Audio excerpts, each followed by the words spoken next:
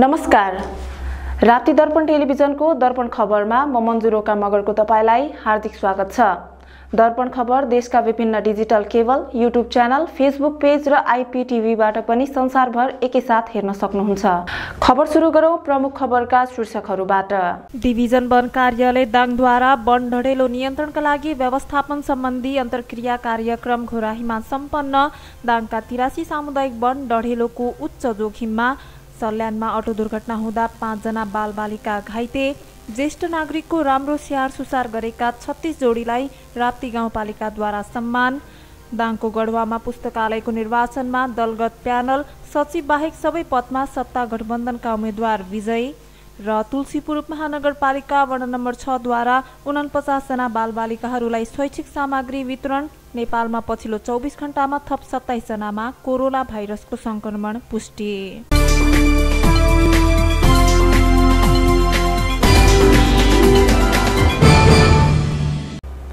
अब खबर विस्तारमा।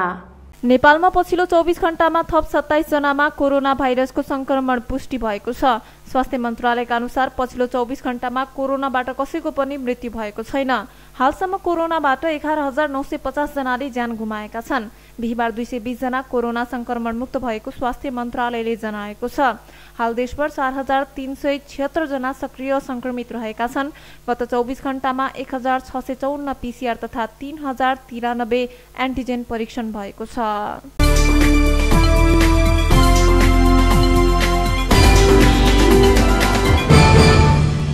फागुन शुक्ल पूर्णिमाका दिन मनाइने फागु पूर्णिमा अर्थात होली पर्व आज हिमाली एवं पहाडी जिल्लामा हर्षोल्लासका साथ एक आपसमा रंग र लोला खेली मनाइँदैछ। वसन्त ऋतुको आगमनसँगै आपसी मेलमिलाप र सद्भावनाको सन्देश लिई आउने फागु पर्व आज परम्परागत रूपमा विभिन्न रंग र लोला खेली मनाउने परम्परा छ। पूर्णिमाका दिन होलिका दहन गरी मनाइने भएकाले यसलाई होली भनिएको हो। फागु पर्वलाई मैथिली भाषामा फगुवा र होरी भनिन्छ। होरी, होली, फगुवा र फागुका नामले मनाइने यो प्रेम र स्नेहको चाड पनि हो। प्राचीन ग्रन्थमा यसको चर्चा वसन्त महोत्सव र काम महोत्सवका रूपमा गरिएको छ। सबै प्रकारका भेदभावलाई भस्म गरी परम्परामा रंग हाल्दै सबैलाई रंग रसले तरंगित तुल्याउने होली उल्लास र रंगीचंगीको पर्व पनि हो। जैमिनी, शबर, वात्स्यायन आदिद्वारा रचित ग्रन्थका साथै भविष्य पुराण, लिङ्ग पुराण, बराह पुराण, हिमादी आदिमा पनि यसको वर्णन गरेको पाइन्छ। सबैलाई एउटै रंगमा रंगाउने होली पर्व समानता र सद्भावको प्रेरणा स्रोत रहिआएको छ। हिन्दू, मुस्लिम, सिख, इसाई, मंगोल, किराँत, राई आदिमा एकताको सन्देश दिँदै यस पर्वले सबैको मनमा उमङ्ग एवं उत्साहको सञ्चार गर्दै आएको छ। असत्यमाथि सत्यको, छलमाथि निश्चलताको र अधर्ममाथि धर्मको विजयको प्रतीक होलीले अनेकतामा एकता कायम गर्दै आएको छ। वैदिक यज्ञसँग जोडिएको होलीमा आगोमा चिर डढाउने यो पर्वमा मिथिलाञ्चलमा नयाँ अन्नलाई आगोमा पोलेर प्रसादका रूपमा खाने चलन पनि छ।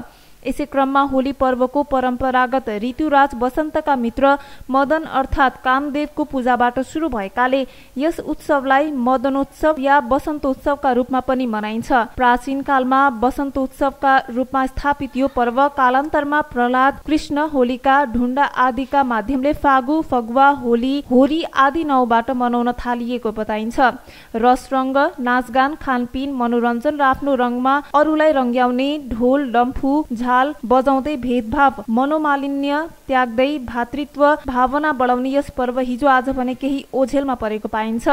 कोरोना महामारीका कारण पनि फागु पूर्णिमा पर्व थप सजगताका साथ मनाउन थालिएको छ। कोरोनाको प्रभाव कायमै रहेकाले घर परिवारमै फागु पूर्णिमा मनाउन प्रशासनले अनुरोध गरेको छ।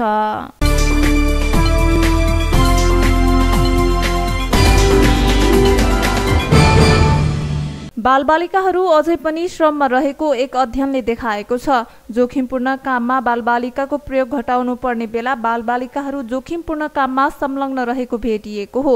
लमै नगरपालिकामा सन् 2021 को अन्त्यमा गरिएको पाइलट सर्वेमा ठूलो मात्रामा बाल श्रमिक पाइएको हो। सर्वेको काम गरेको बेसले नतिजा सार्वजनिक गर्दै निकृष्ट प्रकारका काममा बालबालिका रहेको उल्लेख गरेको छ। सर्वेक्षणले लमहीका विभिन्न कार्यस्थलमा 185 जना बाल श्रमिक रहेको देखाएको छ। तीमध्ये सबैभन्दा धेरै 91 जना बाल श्रमिक अति जोखिमपूर्ण मानिने इट्टा उद्योगमा कार्यरत छन्। सर्वेक्षणले 15 जना यातायातमा, 77 जना विभिन्न ठाउँमा, 5 जना होटल र घरेलु काममा संलग्न छन्। तीमध्ये 46 बढी बालिका पनि निकृष्ट खालका काममा लगाइएको सर्वेक्षणले देखाएको छ। सर्वेक्षणका लागि लमही क्षेत्रलाई आधार मानेर विभिन्न उद्योगहरूमा सर्वेक्षक खटाइएको थियो। लमही नगरलाई बालमैत्री नगरपालिका घोषणा गर्ने तयारी भइरहँदा ठूलो संख्यामा बालबालिकाहरू अझै श्रममा रहेको पाइएको छ।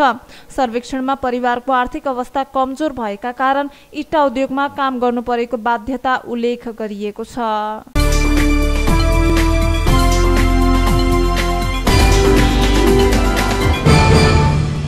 दाङको शान्तिनगर 5 बैशा निवासी विष्णुप्रसाद शर्माको घरमा आगलागी क्षति भएपछि अमेरिकामा रहेका नेपाली युवाहरूले पठाएको 76,400 रुपैयाँ सहयोग रकम पीडित परिवारलाई हस्तान्तरण गरिएको छ। अमेरिकामा रहेका नेपाली युवाहरूले पठाएको सो रकम वडा अध्यक्ष गिरिराज बस्नेतको रहुबरमा हस्तान्तरण गरिएको हो। यसैगरी विभिन्न व्यक्तिले सहयोग गरेको थप नगद र जिन्सी गरी 9,100 रुपैयाँ पनि सहयोग गरिएको थियो। हालसम्म 1,96,655 रुपैयाँ र केही जिन्सी सामग्री सहयोग संकलन भएको वडा अध्यक्ष बस्नेतले बताउनु भएको छ। शर्माको आगलागीबाट नगद 3 लाख, लत्ता कपडा सहित 15 लाख बराबरको क्षति भएको थियो। शरीरमा लगाएको कपडा बाहेक अरू सबै जलेर नष्ट भएको हो। घरमा आगलागी भएपछि शर्मा परिवार बिचलीमा परेको भन्दै राहत अभियान सुरु गरिएको थियो। शान्तिनगर गाउँपालिका वडा नम्बर 5 का वडा अध्यक्ष गिरिराज बस्नेत र महेन्द्र बस्नेतको संयोजकत्वमा सहयोग रकम संकलन थालिएको छ।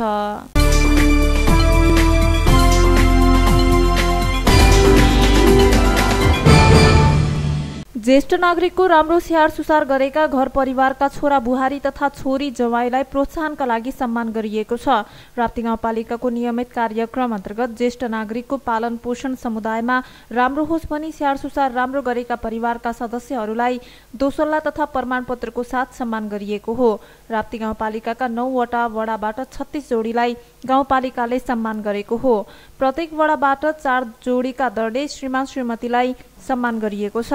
राप्ती गाउँपालिका उपाध्यक्ष जगदम्बा कुमारी चौधरीको अध्यक्षता तथा गाउँपालिका अध्यक्ष नुमानन्द सुवेदीको प्रमुख आतिथ्यतामा भएको कार्यक्रम गाउँपालिकाको महिला बालबालिका तथा ज्येष्ठ नागरिक शाखाले समायोजन गरेको हो। आगामी दिनमा ज्येष्ठ नागरिकको राम्रो स्याहार सुसार तथा पालन पोषणमा सहयोग पुर्याउने उद्देश्य साथै ज्येष्ठ नागरिकले घर परिवारमा तिरस्कार दुःख नपाउनका लागि सजगता दिलाउन ज्येष्ठ नागरिकलाई राम्रो स्याहार गर्ने छोरा बुहारी तथा छोरी जमाईलाई प्रोत्साहनका लागि सम्मान गरिएको छ।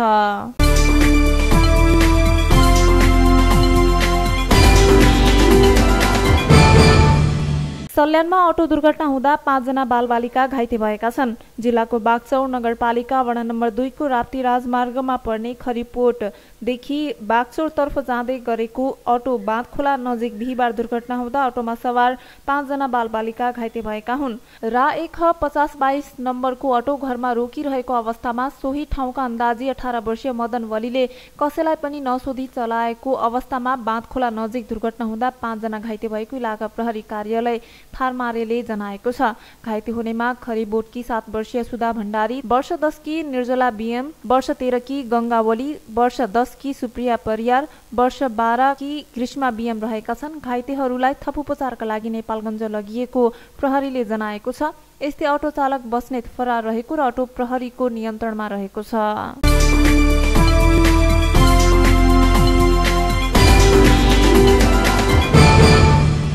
दङ्गीशरण गाउँपालिका वडा नम्बर 7 का महिलाहरूका लागि गुडिया कुसन बनाउने तालिम बुधबारदेखि सुरु भएको छ। दङ्गीशरण गाउँपालिकाको आयोजनामा उक्त तालिमको आयोजना गरिएको हो। सिप सिकाउ आत्मनिर्भर बनौ भन्ने मूल नाराका साथ आयोजना गरिएको गरिबी निवारणका लागि लघु उद्यम विकास कार्यक्रम 15 दिने गुडिया कुसन बनाउने तालिमको आयोजना गरिएको छ। गाउँपालिका अध्यक्ष भागीराम चौधरीले ब्यानर पढेर तालिमको उद्घाटन गर्नुभएको छ। उद्घाटन कार्यक्रममा बोल्दै अध्यक्ष चौधरीले दङ्गीशरणका महिला लाई उद्यमशील बनाउनका लागि महिला लक्षित कार्यक्रमहरू धेरै नै सञ्चालन गरेको भए पनि तालिमपछि निरन्तरता नदिएको बताउनुभयो। तालिमपछि उद्यमशील बन्नका लागि नपरेको भन्दै उपलब्धि नदेखिएको बताउनु भएको छ। गाउँपालिकामा उद्यमसँग जोडिनका लागि थुप्रै तालिमहरू सञ्चालन भएको तर निरन्तरता नपाउँदा नागरिकहरूको जीवनस्तरमा परिवर्तन नभएको बताउनुभयो। साथै सिप सिकाएपछि सिपलाई निरन्तरता दिन आग्रह गर्दै बजारीकरण गर्नका लागि कोसेली घरको स्थापना गरेको बताउनुभयो। कार्यक्रममा उपाध्यक्ष पीमा कुमारी वली खड्काले महिलाहरू आत्मनिर्भर हुनका लागि व्यवसाय बन्नका लागि उद्यमी बन्नुपर्ने बताउनुभयो। सधैँ घरभित्रको कामलाई मात्र हेर्ने र आर्थिक पाटोलाई बलियो बनाउन ध्यान नदिएकाले महिलाहरूको जीवन फेरिन नसकेको बताउनुभयो।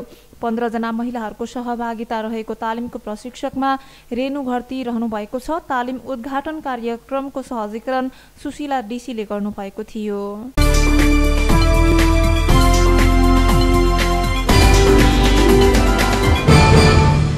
दाङका 83 सामुदायिक वन डढेलोको उच्च जोखिममा रहेका छन्। चुरे क्षेत्रमा रहेका सामुदायिक वन डढेलोको उच्च जोखिममा रहेको डिभिजन वन कार्यालय दाङले जनाएको छ। वन डढेलो नियन्त्रणका लागि जिल्लाका सरकारवालाहरूसँग आज बिहीबार राखिएको अन्तर्क्रिया कार्यक्रममा दाङका 46 वटा सामुदायिक वन समूह वन डढेलोको मध्यम जोखिममा रहेको जानकारी गराइएको थियो। पछिल्लो 9 वर्षमा दाङको 614 स्थानमा आगलागी हुँदा करिब 43,000 वन क्षेत्रमा क्षति पुगेको डिभिजन वन कार्यालय दाङले जनाएको छ। यसैबीच डिभिजन वन कार्यालय दाङले वन डढेलो नियन्त्रण तथा व्यवस्थापन सम्बन्धी अन्तर्क्रिया कार्यक्रम सम्पन्न गरेको छ। जिल्ला वन क्षेत्र समन्वय समितिका संयोजक जिल्ला समन्वय अधिकारी जितेन्द्रमान नेपालीको सभापतित्व एवं घोराई महानगरपालिकाका मेयर नरुलाल चौधरीको प्रमुख आतिथ्यता तथा प्रमुख जिल्लाधिकारी हिरालाल रेग्मीको विशिष्ट आतिथ्यतामा कार्यक्रम सम्पन्न भएको हो। कार्यक्रममा डिभिजन वन कार्यालय दाङका प्रमुख डिभिजनल अधिकृत मोहन श्रेष्ठले जिल्लामा वन डढेलोको अवस्था, वन डढेलो नियन्त्रणका लागि कार्यालयले थालेको तत्कालीन र दीर्घकालीन योजनाका बारेमा कार्यपत्र प्रस्तुत गर्नुभएको थियो। कार्यपत्रमा वन डढेलो नियन्त्रणका लागि प्रचार प्रसारमूलक कार्यक्रम, जोखिम क्षेत्रका विद्यालयमा पुगेर स्कुल शिक्षा दिने, अग्निरेखा निर्माण र मर्मत लगायतका कार्यक्रम गरिने उल्लेख गरिएको छ। वन डढेलो लगाउनुहुन्न भन्ने जनचेतनाको अभाव, वनमा च्याउ, जडीबुटी र अन्य पालुवा उमार्नका लागि आगो लगाउनु, चोरी सिकारीका लागि जनावरलाई छेक्न र वनमा डढेलो लगाउनेको पहिचान गरी कारवाही गर्न नसक्दा र वन पैदावारको व्यवस्थापन हुन नसक्दा वन डढेलो लाग्ने गरेको डिभिजन वन कार्यालय दाङका प्रमुख मोहन श्रेष्ठले जानकारी दिनुभएको छ। सामुदायिक वनमा उपभोक्ता समूहले वैज्ञानिक वन व्यवस्थापन खारिजीका कारण र आफ्नो वनको कार्य योजना समयमा बन्न नसक्दा वनमा काम गर्न वन सुकेका काठ, पात पतिङ्गर अस्तव्यस्त रूपमा रहने र त्यसको व्यवस्थापनका लागि काम नगर्दा वन डढेलोको जोखिम बढेको डिभिजन वन कार्यालय दाङले जनाएको छ। कार्यक्रमका प्रमुख अतिथि घोराई महानगरपालिकाका मेयर नरुलाल चौधरीले सबैको साझा प्रयासबाट मात्रै वन डढेलो नियन्त्रण सम्भव रहेको भन्दै बहुउपयोगी बन्दै गरेको पोखरी र ताल बनाउने कार्यक्रमलाई कार्यालयले समेत अघि बढाउनु पर्नेमा जोड दिनुभयो। प्रमुख जिल्लाधिकारी हिरालाल रेग्मीले सबैजना मिलेर वन डढेलो लाग्नै नदिन र लागिहाले त्यसको नियन्त्रणका लागि जुट्नुपर्ने बताउनुभयो। दाङका प्रहरी प्रमुख एसपी सुरेन्द्र काफ्लेले आगो नियन्त्रणका लागि पर्याप्त स्रोत साधनको उपलब्धता नहुनु र आगो लागिहाले त्यसको नियन्त्रण सुरक्षाकर्मीले मात्रै गर्ने हो भन्ने मानसिकताका कारण समस्या देखिएको बताउनुभयो। सामुदायिक वन उपभोक्ता महासंघ दाङका कोषाध्यक्ष कमलराज पोखरेलले धेरै सामुदायिक वन समूहका कार्य योजना समयमा नबनाइदा उपभोक्ताहरू निष्क्रिय भएको हुँदा वन डढेलो लगायतका कार्य बढेर जाने सम्भावना भएको बताउनुभयो। कार्यक्रममा 3 वटै सुरक्षा निकायलाई अग्नि नियन्त्रण सामग्री हस्तान्तरण गरिएको थियो। कार्यक्रमको सहजीकरण वन कार्यालय दाङका सूचना अधिकारी खिमबहादुर केसीले गर्नुभएको थियो।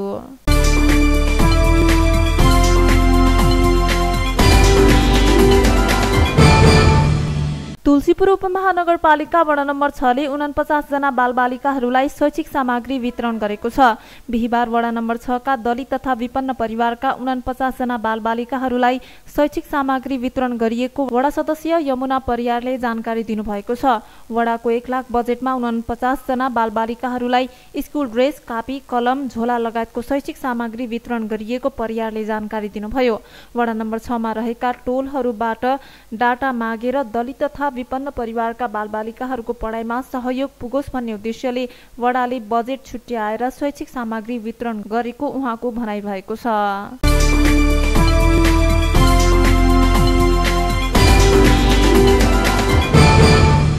पुस्तकालयको नेतृत्व चयन गर्न दाङको गढवामा राजनीतिक प्यानल निर्माण गरेर चुनाव गरिएको छ। सत्ता गठबन्धन र नेकपा एमाले समर्थित 2वटा प्यानल बीच निर्वाचन भएको हो। स्थानीय तहको निर्वाचन नजिकिएसँगै सामाजिक संघ संगठनको नेतृत्व चयनमा पनि दलगत राजनीति हावी भएको हो।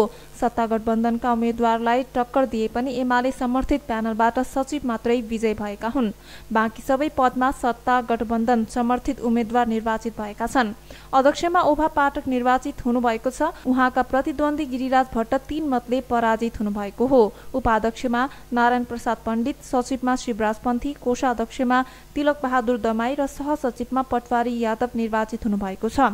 त्यस्तै सदस्यहरूमा दुखहरण यादव, भोजराज खनाल, महेश कुमार अधिकारी, गीता कुमारी यादव, जयराम यादव, प्रदीप केसी, थानेश्वर आचार्य र राजेन्द्र प्रसाद चौधरी निर्वाचित हुनुभएको छ। 357 जना मतदाता मध्ये 312 मत खसेको थियो।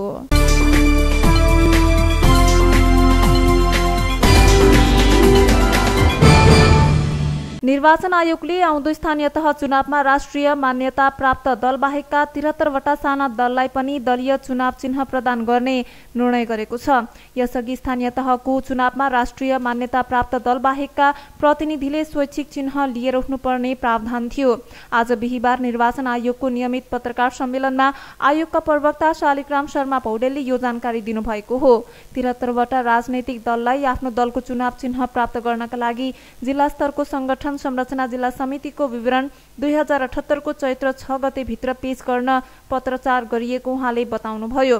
प्रवक्ता पौडेलले आउँदो स्थानीय तह चुनाव 2079 का लागि चुनावको समयमा निर्वाचन समितिको प्रतिलिपि 20 लाख रुपैयाँको सामूहिक दुर्घटना बीमा गर्न राष्ट्रिय बीमा संस्थानसँग हिजो बुधबार सम्झौता गरिसकेको पनि जानकारी दिनुभयो। स्थानीय तह चुनावका लागि आवश्यक पर्ने मतदाता नामावली, मतदाता परिचय पत्र लगायतका निर्वाचन सामग्रीहरू छपाईका लागि आजदेखि 6वटा प्याकेजमा ई ब्रिडिङको माध्यमबाट खरिद गर्न पनि आयोगले आग्रह गरेको छ।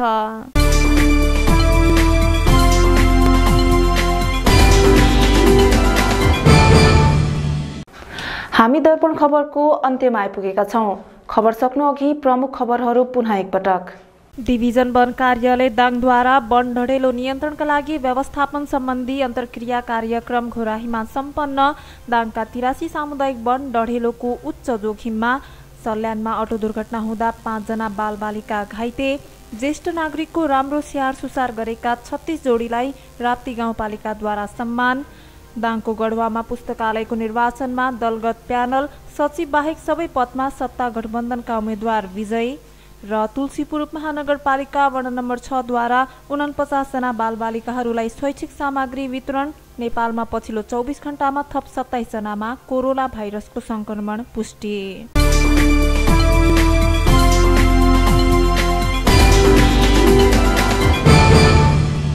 हवस् त दर्पण खबर अहिलेलाई यति नै।